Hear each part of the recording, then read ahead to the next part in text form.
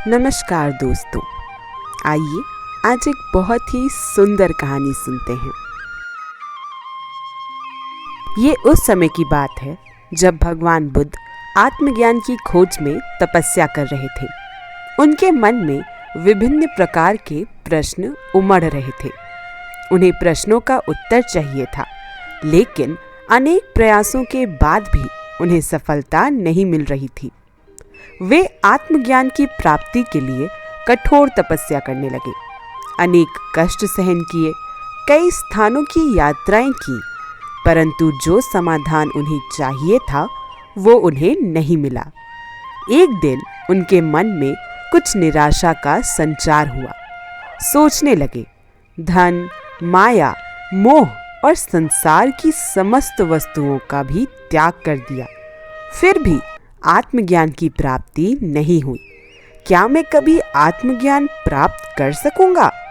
मुझे आगे क्या करना चाहिए? इसी प्रकार के अनेक प्रश्न बुद्ध के मन में उठ रहे थे।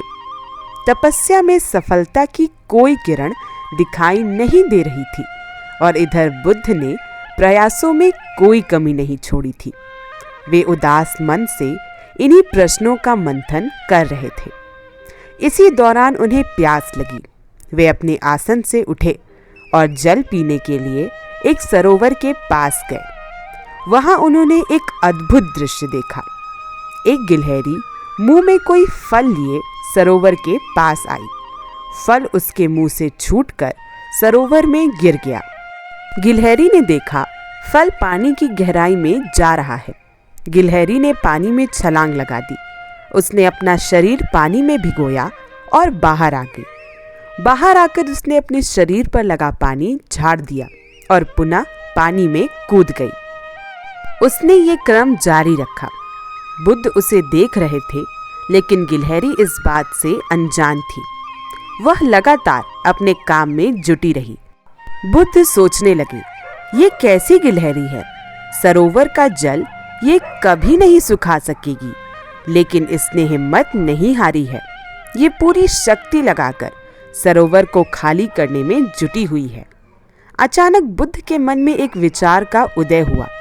ये तो गिलहरी है, फिर भी अपने लक्ष्य को प्राप्त करने में जुटी है। मैं तो मनुष्य हूँ। आत्मज्ञान प्राप्त नहीं हुआ तो मन में निराशा के भाव आने लगे। मैं पुनः तपस्या में जुट जाऊंगा। इस प्रकार महात्मा बुद्ध ने गिलहरी से भी शिक्षा प्राप्त की और तपस्या में जुट गए। एक दिन उन्हें आत्मज्ञान प्राप्त हो गया और वे भगवान बुद्ध हो गए। तो दोस्तों, इस कहानी से हमें ये शिक्षा मिलती है कि चाहे हम कितनी भी बार क्यों ना हार जाएं, चाहे हम प्रयास कर करके थक भी क्यों ना जाएं और फिर भी ना जीत पाएं, तब भी हमें हौसला हमेशा रखना चाहिए।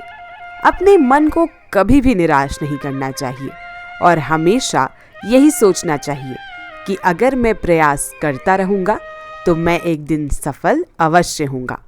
जब हमारे मन में ये भाव रहेगा तो चाहे हम कितनी भी बार क्यों ना हारेंगे, पर एक दिन ज़रूर ऐसा आएगा जब हम सफल होंगे। तो दोस्तों, ये थी एक प्रेरणादायक कहानी। अब मिलते हैं अगली वीडियो में कुछ और ऐसी ही कहानियों के साथ। तब तक के लिए राधे राधे। और ये वीडियो देखने के लिए आप सभी लोगों का बहुत बहुत धन्यवाद।